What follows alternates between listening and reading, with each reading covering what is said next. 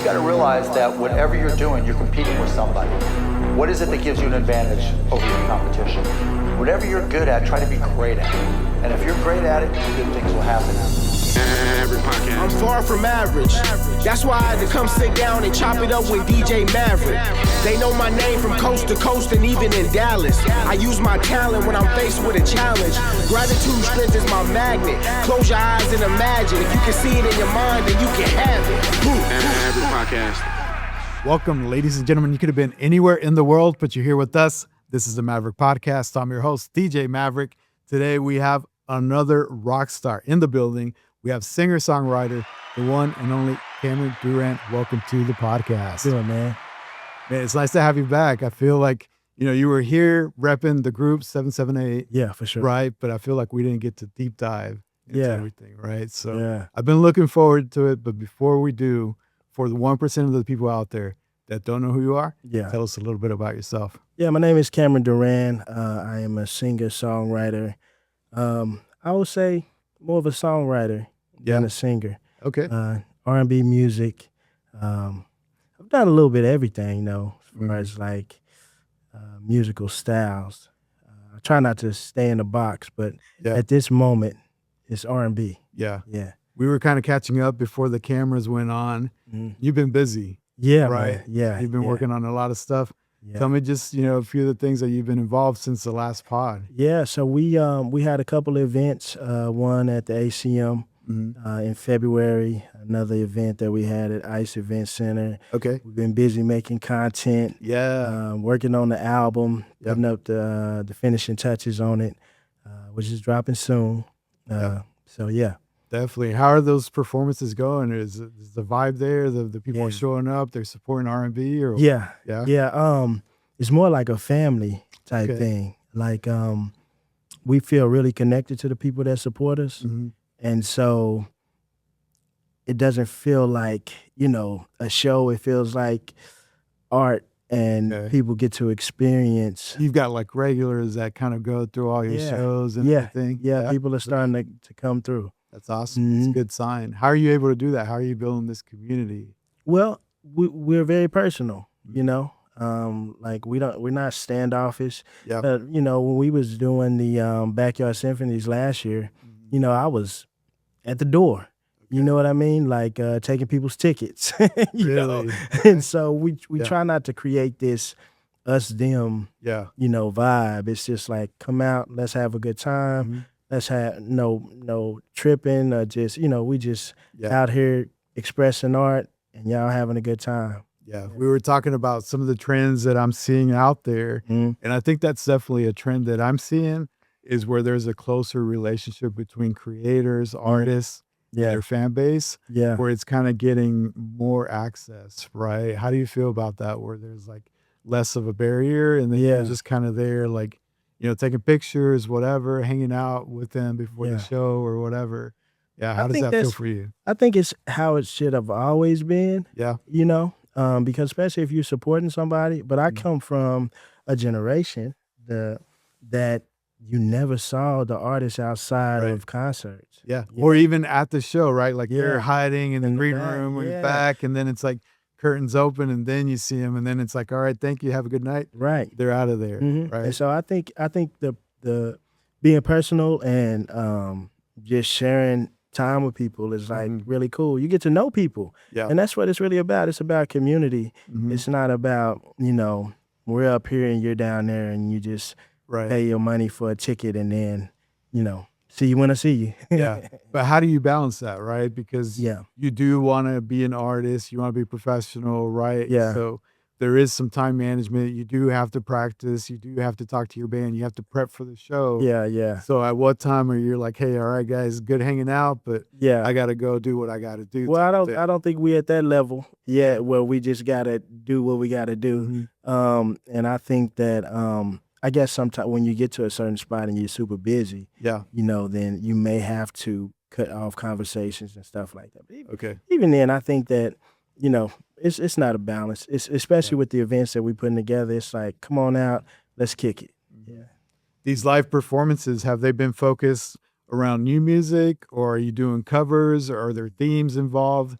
Tell me about these performances. Well, with 778 and myself, we will always do original.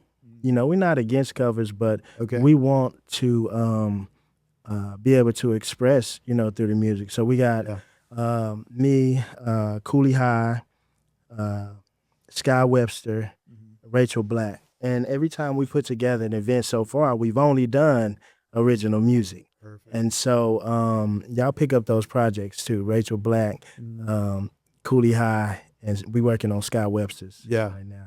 Yeah, you're telling me you're working on new music. Yeah. Right. And one of the things that you brought up was Untitled. Yeah. Right. That's kind of an app that's kind of gaining some traction right now. Yeah.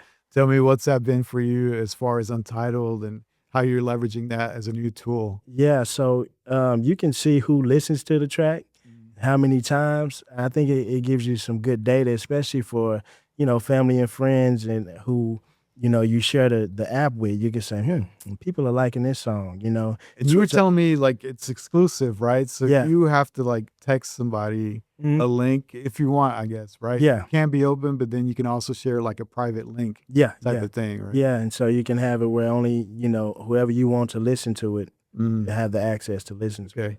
Yeah, so it's pretty cool. It's like a walk-in listening party. Yeah, that's cool. So do you prefer that over like SoundCloud or something like that? Yeah, it's a little easier to navigate for me than SoundCloud. Yeah. What about as far as getting people on the platform, right? Because I think sometimes there's a barrier where they're like, oh, I have to go download another app. I already have a lot of apps. Or do you feel that people are like, oh, sure, I'll download Untitled to listen to your stuff? I think it was pretty simple to create an account. I remember when I first downloaded it, it was simple. Shout out to my guy, Tony Foster Jr. Okay. He let me check out his project, and that's how I got introduced to the app. And so, yeah, it was pretty easy. Yeah, definitely it has a buzz for sure. I think a lot of people are probably going to go over there versus SoundCloud type of thing. Yeah. It feels like there's more traction there. Right. Yeah, definitely. So tell me about this new project. What's the title of it? Yeah, so the new project is called Love Again. Okay. Yeah, and it's an expression of a male's point of view of love. I think that's the best way to narrow it down because sometimes you don't hear our side of the story. Okay. And sometimes you don't hear our emotions. And, you know, R&B is usually catered to women. Yeah. And of course I have some songs, you know, for the ladies on there. But I also want to be able to express the emotions of a man. Okay. And a mature man. Yeah, not like, you know, it's not little boy out there just singing anything. Yeah, I'm a grown man. Yeah. So right now, I think the only one I found on streaming was Living Room. Right. But the way you're describing it, there's pillars to the story of this project, right? So the living room, if you don't know the context of the whole story that you're trying to paint here, you don't really understand where that fits in, right? So walk me through this project and how those pillars are going to work. Right. So Living Room, as of now, is the last song. Okay. We may be writing another song for the project. Right now we have six and a half songs. Yeah. You know, we may have 7. So whenever I create something, there's always a backstory. So the story of this album, the first song is called FaceTime. It's a story about a man who wants to spend time with his girl, but she's always on the phone. Got it. And so he feels invisible, and he loves her, and he's saying he wants FaceTime in real life. He just don't want to, you know, be around her and she's not. It's like a playing words. Like he wants a FaceTime, but it's also like phone FaceTime. Right. So, and then the second song is called Do Not Disturb. I'm going to go through the list of songs first. Okay. It's FaceTime, Do Not Disturb, Let It Go, Criminal, Love Again, and then Living Room. Got it. And we're doing a song called Soft Girl too, which we working on that. So that's an interesting strategy, right? If Living Room is the last track on the album, why'd you release the last track versus like the beginning of this story? Right, yeah. So I felt like Living Room was a song that people can relate to, you know, and I think that it shows a way to spontaneously love your partner. The pillars of the project, everything that's coming from the project are based on these 3 pillars: love, self-expression, and relationship building. Okay. So we don't want to just do an album or a project that's just, hey, here's the music. We want it to impact people. I'm always about making something deeper than just the music. Yeah. You know? And so if we can help people rebuild their relationships by spontaneously loving each other, or giving that idea of, man, do something for your girl, or do something for your guy that he's not expecting. And so that's why, we put this living room out, because it kind of defines the whole project. It's a timeline, right? Yeah. There's elements that you're walking through, right? Yeah. So I don't know if it's a spoiler or not, but can you just tell me of kind of what the picture that you're trying to paint as a project overall? Yeah, so the picture is of a guy who's struggling in his relationship, and he gets fed up. You have FaceTime, then you have Do Not Disturb, where he turns his phone on Do Not Disturb because he don't want to deal with it anymore. Yeah. And then he just decides that he has to let the relationship go. Third song is Let It Go. And he finds somebody new, but at this point he's hurt. He doesn't know how to love anymore. He doesn't feel capable of loving. And so he's blocking love, but someone creeps into his heart, and that's the Criminal song. Okay. The barriers come down. Now he's able to love again, and now they're dancing in the living room. Love that. Yeah. So you're telling me that along with the album, you're also writing some other media to go with this, right? Yeah. So tell me about that. Yeah, we're working on a book. That's awesome. I would love for this to be a movie or a short film. Yeah. I could easily see that for sure. I was telling you, it reminds me of MJ's Smooth Criminal. Yeah. He did that short movie type of thing. Yeah. And so working on the book, and it's probably going to come out in layers. You get the project, then you get the book.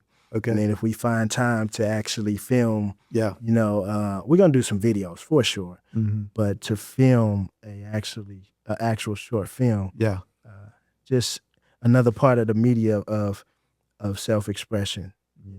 How are you envisioning this book project? Do you envision somebody picking up the book, kind of hitting play on the album, and reading through it? Is there going to be pictures and it goes along with the album, or how? So I want to do an audio version. Okay. I think more people are apt to listening to it than reading it. Yeah. And I think that it would go well if we could create an audio version. Of course, we'll have a paperback too, but it'll be more of an audio version. So I got to put you on the spot. Yeah. There's going to be characters. Yeah. Right? Are these characters based on real life, or are they a mix? Or you tell me. I don't know. Listen, so I get that question a lot. Yeah. Yes and no. I think art reflects life, but every piece of art doesn't have to be true. It could be the truth, but it doesn't mean that it's true. Yeah. And so sometimes when I'm writing a song, I can take myself to a place, and it doesn't have to be my story, but I can write from that story. Okay. And stories are real when you're in them. Yeah. And you can probably pull from elements, right? Yeah. I remember that one time I was heartbroken, right? Whatever. And then you could use that as an element to inspire the song. Right? Exactly. Yeah. Okay. Yeah. So to answer your question, yes and no. Some parts are real, some parts are made up. I think that's the beauty of art. But the thing with R&B is that it is really personal, right? And a lot of the songs that are breakup songs, they're based on real life. Real life, yeah. And people have had breakups since the 4th grade.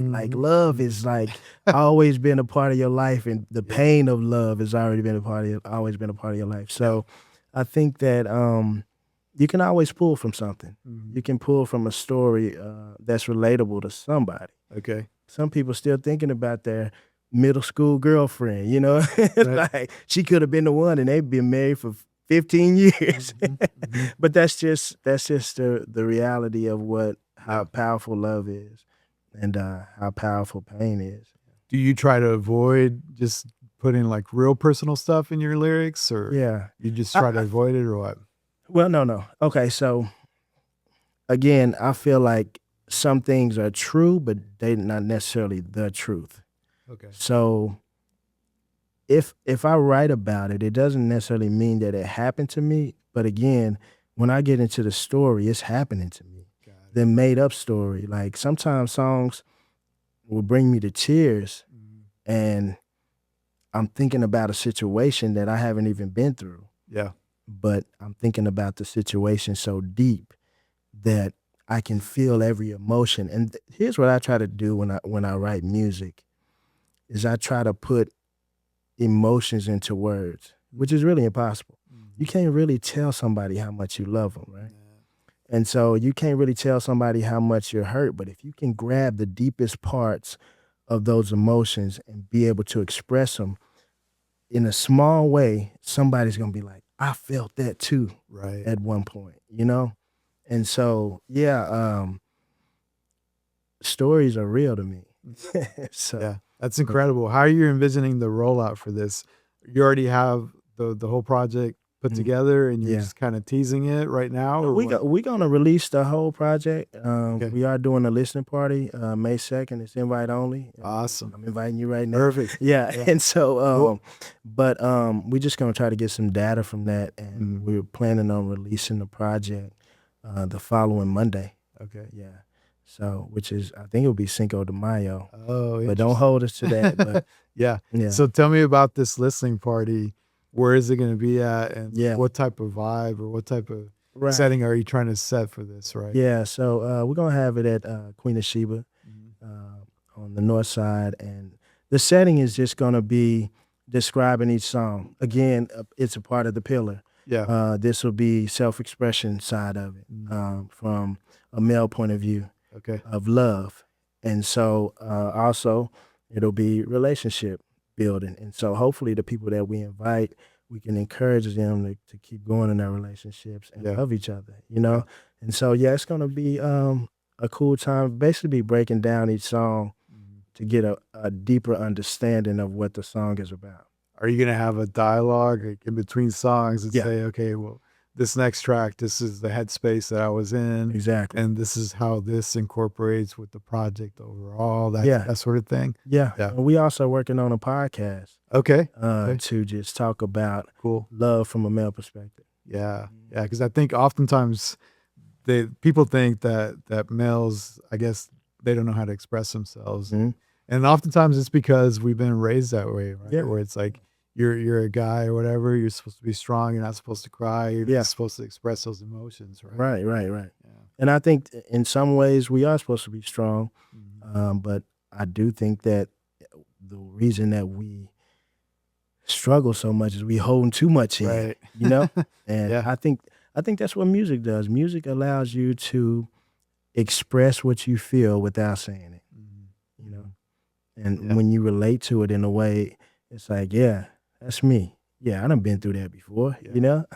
How difficult was it to put this project together? Because you're painting a whole picture, right? I think, I don't know, I've never done an album, but I feel like if I was just doing singles or whatever, it might be easier to just focus on this track, put it out, and it's like one and done type of thing, right? But if you're trying to do this whole project, how difficult is it to work on everything as a whole? Well, it didn't start out as let's do a project. Okay. It started out as me in a season of my life and just going into the studio because I had a lot built up. Yeah. So I just started recording what I was feeling. Okay. And then Reggie, because I've been doing music for a long time. I was kind of not done with it, but like, okay, that season of my life is over. Yeah. And so my cousin Reggie was like, these songs are good, bro. We putting them out. I'm like, no, I'm just in here because I'm just expressing myself, you know? Yeah. And so it actually turned into a project. And so. What led you to feel that way, right? Because if you've done this forever, Yeah. to me, it would be difficult to let something like that go. Okay. So why were you in that headspace where you're like, I'm kind of done with music? Yeah. So I had been doing gospel music for a long time. I was married for 20 years. Me and my wife separated. Okay. Whole new life. Yeah. And then I started learning a little more about myself. As I'm learning myself, I'm having new emotions. Yeah. You know, I'm dating. I'm a little different than what I was. And so I said, well, let me just do what I know. Okay. What I call therapy for myself. It's not necessarily therapy, but it helps me release. It's an outlet. Yeah, it's an outlet. Yeah. And so I just went to the studio, started recording. But again, it's not completely my story. Yeah. But of course, some of the elements are. R&B, even hip hop, even music in general. Yeah. It's a young man's sport. Yeah, right? man. You always hear that. They never say that about doctors, do they? I know, right? Yes. Well, even like rock.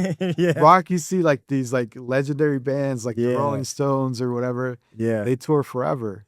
The- Right? So I don't know what it is about hip hop, R&B, some of these genres where Yeah. it's like you got to be young, and I don't get it. I see it if it's a sport, you know, but you still got LeBron, you know, and I think the longer you do something, the better you get at it. But I do think with music, you have to be able to evolve, and I think that's the difficult part of being an older artist, is because you grew up on a certain style of music, the people that you like, and everybody is kind of a reflection of what they grew up on. So, and I believe, I don't know this to be scientifically true, I think probably around the ages of 8 or 9 to about 15 or 16, you're kind of shaped into the artist who you are based on who you have listened to and been brought up on. I've read that. I read where people develop their music taste, and it's more like the high school years. Yeah. Believe it or not. That makes sense. Whatever you listen to in high school, and then the thing that happens, a lot of people get stuck there. Yeah. And they never explore any new artists. Yeah. So it's like if I grew up in high school listening to, I don't know, grunge or whatever, R&B or whatever, and it's like they just get stuck with that. They don't want to try any new music. Right, yeah. And I know I'm an adult, so I'm not gonna try to do the kiddie stuff.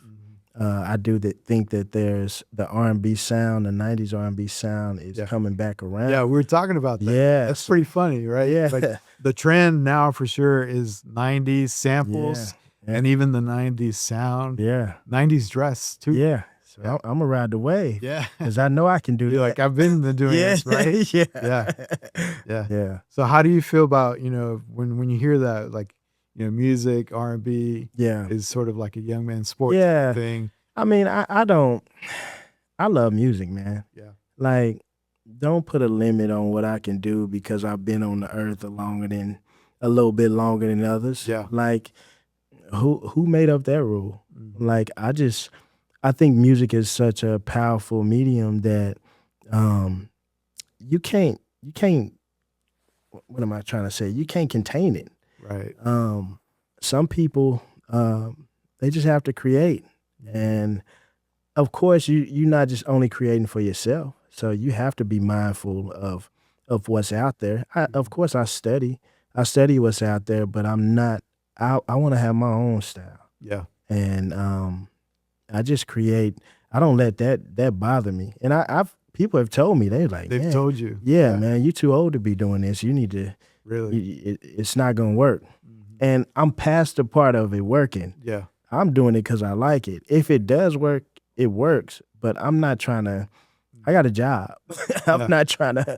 That's an important distinction, right? Yeah. Because I think people oftentimes put a label on what success is, right? Like, if I can't do this, then I'm not successful, right? But you define whatever success looks like in your mind, right? So if you're like, I just want to put my art out there and I'm happy doing this, to me, that's success. Yeah. Right? So how would you define success for you? Oh, that's a deep question. That's a deep question, man. I think success at the end of the day is you being okay with the work you put in and the outcome. Okay. Be it good or bad. Yeah.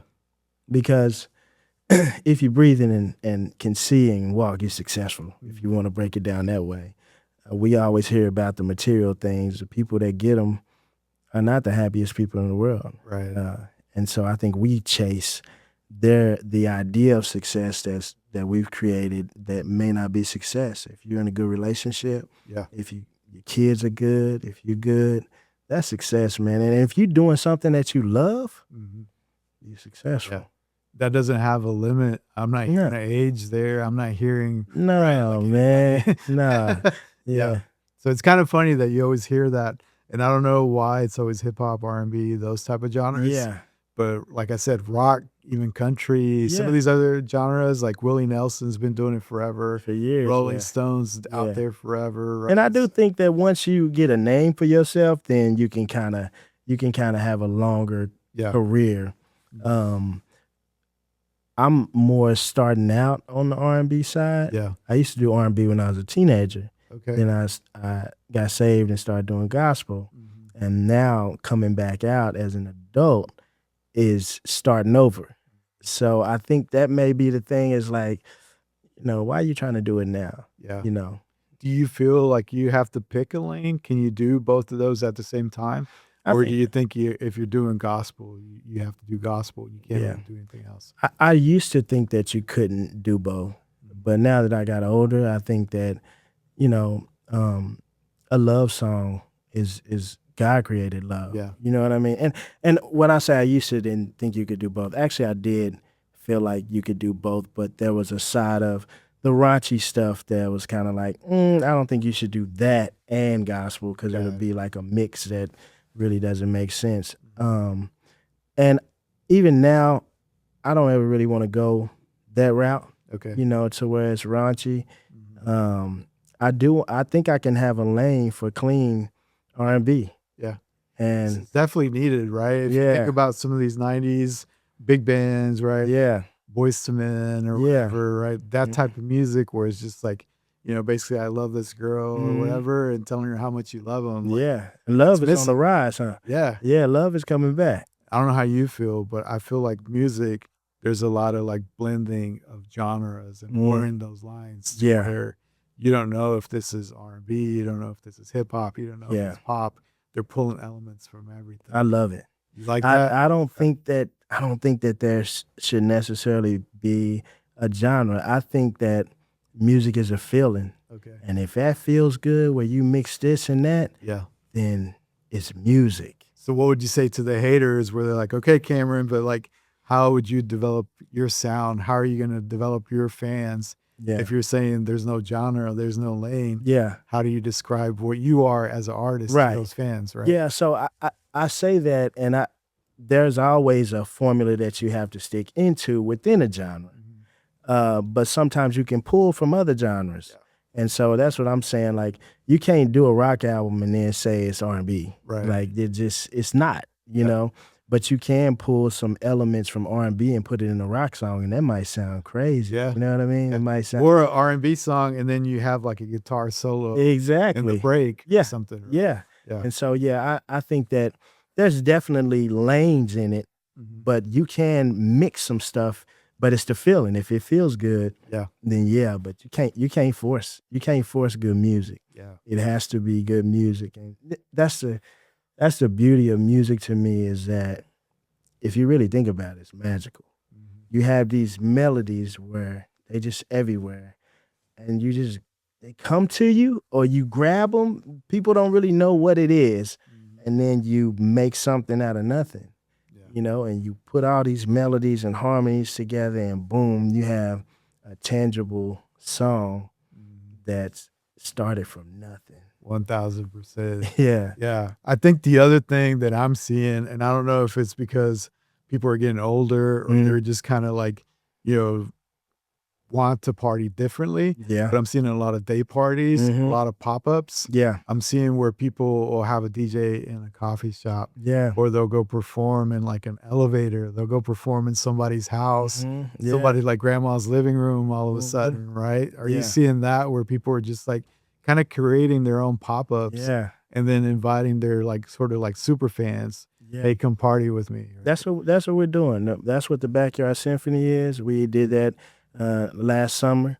We do that now. Like, we setting up some day parties for the spring and the summer. Yeah. And I think that's a great time. You just come out and listen to some live music, man.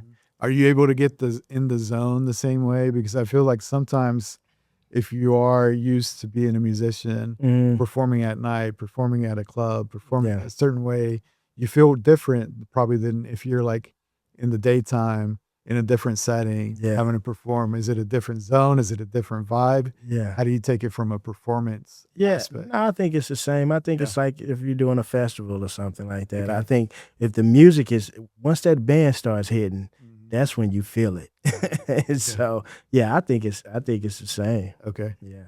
I always geek out also about the business side of things. Yeah. Right. So can you tell me what's it been like for you working on this project? Because it's a financial investment. Right. And also time investment. So tell me about that. Do you treat it with the business mind? Do you how do you go about funding this project? Yeah. So you always have to treat it with the business mind. I think that there's a different model than before. I mean, a while ago, you used to have this radio single. Okay. You used to have to, promote that song to all the different radio stations, and that's still a model. And hope that whatever DJ, whatever guy puts you on, right? Like, a lot of people's careers were in this specific person's hands. Right. There was like no democracy. Right. Now all of a sudden, like there's no gatekeepers. There's no gatekeeper. And you trying to search for a record deal back then. So you're sending out EPKs and you calling different record labels and you're trying to fly to this place and meet with this guy. And I think that the internet has changed that whole model. And now it's more about creating content. And so that's been our main focus, is just to create reels, come up with different ideas for the reels, try to be as creative as we can with each song. And like Reggie would say, just put it out. And we've got some cool feedback, man. Tank and R&B Money, they shared our stuff on Instagram. Okay. How'd you get them? How do you get on their radar? We tag everybody. Okay. Okay. And so we tagged people, and they called us, and they shared Sky Webster and Cooley High's amazing single. And so with this day and age, you still kind of fishing. Yeah. I think that you find out the data of what's really going and what people are liking, and then that's when you put the money behind what's really moving. And so we still in that process of collecting data and seeing what people are liking, which is one of the points of the listening party, to kind of see what people are going to be vibing to. So you're going to be asking for input, and you're going to be saying, okay, what do you guys think about this? Or getting feedback? Or so we're going to have like people fill out a form of which song they like best, and maybe put some comments on there. But what does that mean? So you get that feedback. Is the project already done, or are you able to go change the project based on the feedback? No, so it's not to change the project. Okay. But it's to see what direction we should go with on the project. Got it. So we're going to release it, and then we're going to get more data. Because I think now it's not about this big release. Yeah. Songs could be out for a year before they do anything. And so once we get kind of the feel of our city, of what they like, then we're going to put it on the internet, and the full project will be out, and then we'll see what people are gravitating towards there. That'll give us kind of local and national ideas of what's good or not. Then we're going to put the money behind that and push whatever song. Got it. Like. Because as an artist, you like your songs. You like all of them. You have your favorites. Yeah. But sometimes what you like, other people don't like. Like I remember a story with Bobby Brown that he didn't like My Prerogative. No way. Yeah. Really? And Teddy Riley made him record it. He didn't even want to do it? No, he didn't want to do that song. Okay. So, an artist is kind of stuck in their ways. And but at the end of the day, it is sort of a business where the market has to decide what they want. Yeah. And you have to roll with the market. So speaking about the money side of things. Yeah. I've seen where artists will do a crowdfund type of thing to work on the project and get funding for that. Yeah. How do you feel about that approach? Because then you're also like promising certain things to whoever funded this project. Right.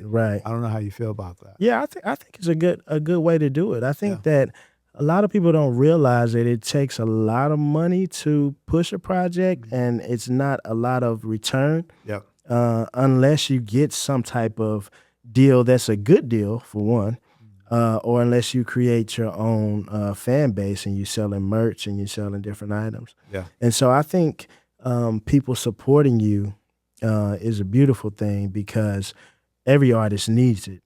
Even like, you think you see a big artist, you think they got all this money, and then 10 years down the line, they living in their car, and they was only making 2 cents an album. Yeah. You know what I mean? Like, you really never know what's going on behind. Touring is expensive. Yeah. Right. Yeah. And then you got to pay your band. You got to pay all these people. Right. And that's why you have to love music to do it. Yeah. It's not about the money. If we make money, cool. And some people kind of like, what? But it's in me.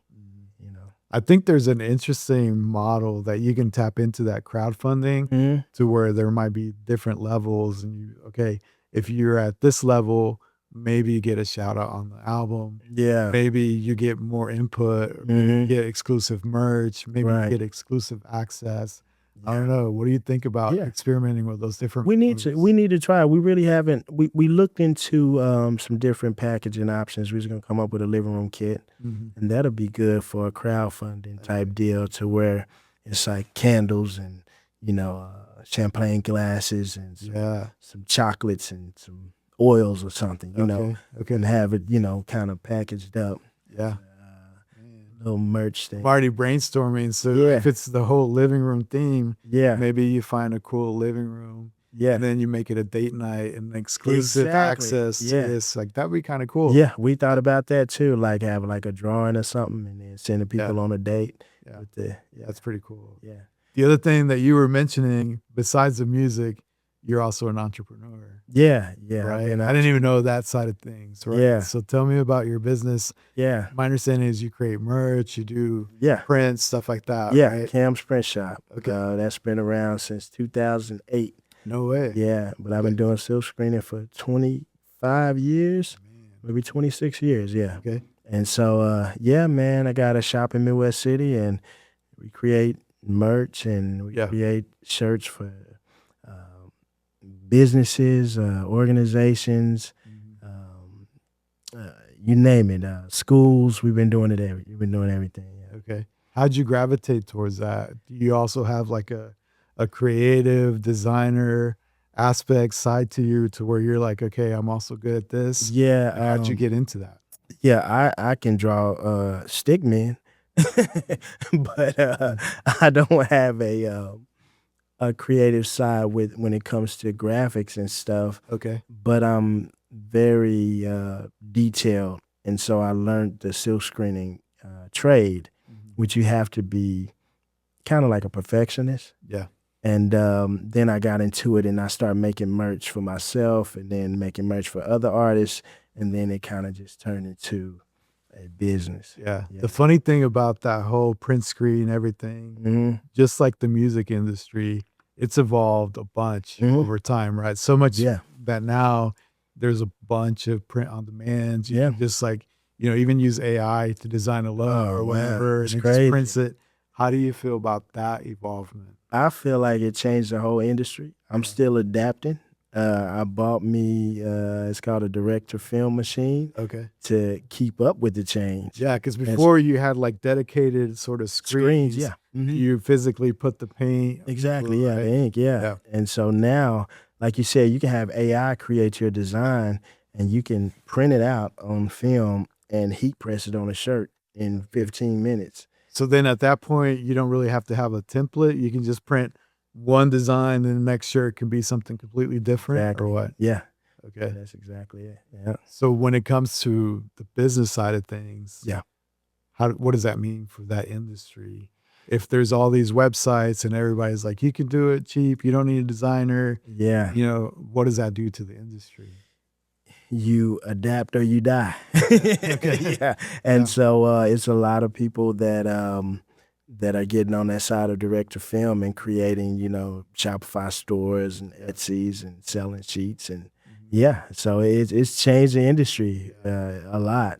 And so I actually sell the sheets. So if you need some direct-to-film sheets, then go to camsprintshopok.com. Nice. Yeah. Love that. Yeah. You were mentioning that you've done some pretty big projects too, right? Mhm. So Yeah. I don't know if you want to give a shout out to specific projects that were Yeah. memorable, Yeah. or maybe some of your favorite ones. Or Yeah. We do stuff for Back to My Roots, which is my little sister. We've done some stuff for a clothing line called Group Fly. Yeah. Nothing But Positive Energy. Doing some things for the TAF Awards. We've done some stuff for the radio station, KVSP. I think that's what it used to be. Okay. We've done a lot of, I've been doing this for 15 years, so you name it. I'm doing some stuff for OU this week, actually, today, when we get done working on their stuff. We print for a lot of different people. Yeah. Mhm. You're a one-man band for that? As of now, Yeah. I wasn't always a one-man band. I had employees and stuff, and Yeah. sometimes you have to scale down to get back up. So yeah. What have you noticed is the trend for that industry, right? When it comes to let's tie it to music, right? Mhm. Because that's probably what we're focusing on here today. But Yeah. when it comes to merch and doing specific drops and stuff like that, Yeah. what's been the trend that you're seeing as far as like what artists are doing it? What's the strategy there? Yeah, I think with merch, if you have a saying, that's the best way to go if you're an artist. Okay. Don't put your pitch on your shirt. Well, everybody, that's the thing, right? A lot of people, they want to have a clothing brand. Yeah. But what's going to be different Yeah. in your clothing brand? Why are people going to want to rock it? Right. That's always the thing that I always ask, right? Yeah. Like, it's cool if you have a cool logo, Mhm. but you can't just put a logo on a shirt and say, Right. hey, I've got a clothing brand. I think what I've seen the trend that works the most is I call it the collective. The we are doing this. It's us. It's when it's just like you need to do something or I'm the best or whatever it is. Yeah. Then they don't move as much. But if you can create something that has the collective in it, then it's community. Yeah. And so people gravitate to that. What I see with brands that are successful Yeah. is that they tell a story, Mhm. right? So if I mention Nike to you, Yeah. it's always you're an athlete. Right. You go do it, just do it, right? And that's why you want to wear that brand, Exactly. right? How do you feel about painting the story first, Yeah. and sort of letting the merch do its thing after the fact? Yeah, that's kind of we're kind of doing that with the Backyard Symphony. We have a merch store, and we have a shirt that says "I love R&B." And it's because we do. Yeah. Rachel Black has a shirt on there. Cooley High has a shirt on there, and it's their album covers. Not the covers, but the name of their albums. Okay. So again, it's that collective. It's like, hey, this is us, And so, I think that with the story is kind of created in people seeing what you're doing, and yeah, because I think even what we wear, it tells a story, right? Mhm. So whatever brands you're wearing, you probably do it on purpose Mhm. because you want to communicate either I'm an athlete, Yeah. or I'm fashion forward, Exactly. or whatever, right? So how do you feel about that side of things where you're saying something with the garments that you're Yeah. wearing, right? It's self-expression. Yeah, I think a lot of people have a lot of stuff they want to say that they don't say, and clothes is another way of expressing yourself. I mean, what you wear is the first thing people are going to see Right. about you Yeah. before you speak or anything, and that's your first form of expression. And so, yeah, I think if it's a way to express yourself. Yeah. Do you provide the strategy too? Let's say someone's like, hey, I've got this idea. Yeah. I want to create this brand. Yeah. Can they come to you for strategy, or you're just like, hey, I'm just here to make it happen? You have to develop the strategy It depends on the person because you want to be careful with people's babies. Yeah. Like, so if they give me permission, I'll throw some input in. If it's something that I think won't work, I'll express myself just because I don't want your product not to work, But people who create things, their babies are special to them. And when I say babies, I'm talking about their creation. Right. So I never overstep my bounds and say, you shouldn't do that, because you don't know what's going to work.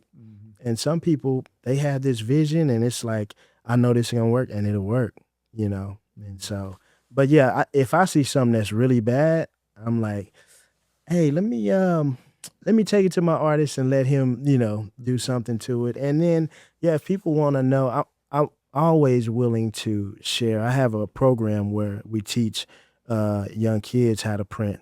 Oh, really? Yeah. Okay. And so, and that's a free program. You can just come up and bring your kid, preferably like about 14. And I do it all the way up to college years because some people still don't know what they want to do. Do you do that throughout the whole year, or do you do it at a certain like summertime or something? No, just as people sign up and I teach you how to print. Okay. And, you can learn the skill of it and then start your own. Yeah, I was in the garage for majority of my time, and I just moved out of that like 5 years ago. So, yeah, into a building. So, but you can set up your own shop at the house. Yeah. A lot of people would say, "Why are you doing that? You're creating your own competition." Yeah. Right. Yeah. What perspective that you Community. have? Community. Listen, like, if I wish I would have been able to follow up under somebody. To do what I wanted to do, and learn and just be mentored, and people don't always have money to do stuff, right? And so if you help somebody, then they help somebody, and if you keep passing that down, then you got a whole bunch of people bringing people up instead of tearing each other down. So. That's amazing. Yeah. What's the best way to get involved with? Is it the website? Can they hit you up or what? You get the website and all my information is on there, camsprintshopok.com. Yeah. And then you build a network too. You don't build competition, you build family. True. Yeah. Okay. So tell me current state. I'm always geeking out about new music, people's playlists. What's current state playlist? Are you tapping into new artists, new genres? Yeah. Since the last pod, what are you listening to? It's always different. Yeah. I'm trying to find new people to listen to. It's a guy named Sequence that I like. I've been listening to a lot of his stuff. He does a lot of reels and stuff on Instagram. Who else? I listen to a lot of the 778 music. Like, I'm always critiquing, and so if we write something, a lot of my time is listening to that. Yeah, and so you writing songs for other people as well. So yeah. If an artist is like, "Hey, I've got an idea, but I don't really know about sound, song structure," can they come to you if they're like, "Okay, I've got this idea. Yeah, help me write a song." Yeah, with 778, yeah, because we committed to helping each other be the best that we can be. I mean, if you remember back in the 90s, and when you went to the album cover, you would read the lyrics to the song, and then you see like 4 or 5 people that had wrote the song. It's like, oh, I thought there was only him, right? And I think the best things come from togetherness, And so you've written songs in a group? Yeah, me, Rachel, Cooley. How does that work? You've got the beat playing in the background? It's my favorite part, yeah. So the beat is going. Somebody might already have a verse. So they in there recording, and then I try to listen to the music. Okay. I think every song has an emotion. I mean, like da-na, da-na, you automatically feel, and I think you feel that anxiety, right? And you could take that to a tribe in the middle of nowhere and play it, and I bet you they'll feel anxious. You know what I mean? True. Or if you play something that's faster than your heartbeat, you kind of get excited. You want to dance, Yeah. And so I think every song has its own emotion, and it's telling you something. You just got to listen to it. And then if you listen close enough, you can hear what the emotion is, and then you write. So this is my process. Then I write from that emotion. So what's the approach if there's a group? Does one person tackle the chorus? Yeah. one person first verse, second verse, or is it just like you guys are all just collabing at the same time? Collabing at the same time and being honest. That's why I love this part of it, because somebody will write something and you always want your stuff to be good, and then somebody else will say, I like that, but what if we go here? Okay. But then you have to be vulnerable and say, okay, let's see what they talking about, and you kind of know that it may not be where it needs to be, and then somebody else comes up with that perfect line. You're like, yeah, that's it. And then so we just kind of, sometimes we'll write a whole verse and say, this is what I got, what you think? And they like, yeah, no. Or we'll write little parts and we're just like, what you think about this? And then it just kind of builds and builds and builds. That would be pretty cool to share on social media, kind of behind the scenes. We usually go live. You do? Right, yeah. Okay. I was going to say, I don't know if that would, kill the creative thinking or not. Yeah. But just, sharing that. Yeah. That's kind of cool, because a lot of people don't get to see that magic, right? Yeah, yeah. We go live, but then we erase it. Okay. Just so. You got to be there. You got to be there in the moment. Yeah. Yeah. How do you feel about partnerships outside of music? Are you exploring anything else, like a business perspective or collabs with other groups, anything like that? Yeah, we definitely want to do some partnerships where it's like cross promotion, because I think that Backyard Symphony is continuing to grow, and so I think it'll be a good opportunity for both parties to push each other. Yeah, and so we definitely up for that. You tell me anything else that we need to cover.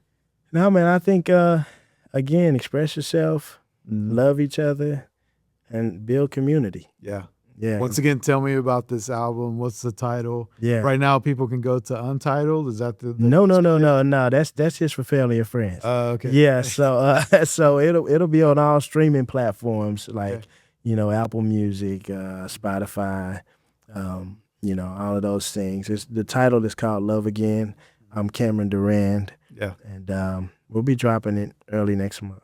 Awesome. So you already have the date set. Everything's ready to go. Yeah. Cover's done. Everything. Awesome. Yeah. I enjoyed the conversation. Me too, stopping by, man. I feel like, when you were here with 778, we kind of, tippy-toed into some of that, but now we got a deeper dive into what makes you and all the lanes that you're exploring. I love that. Yeah. Appreciate you, man. All right. There you have it. Ladies and gentlemen, the super talented Cameron Durand on the Maverick Podcast. In dreams, we trust.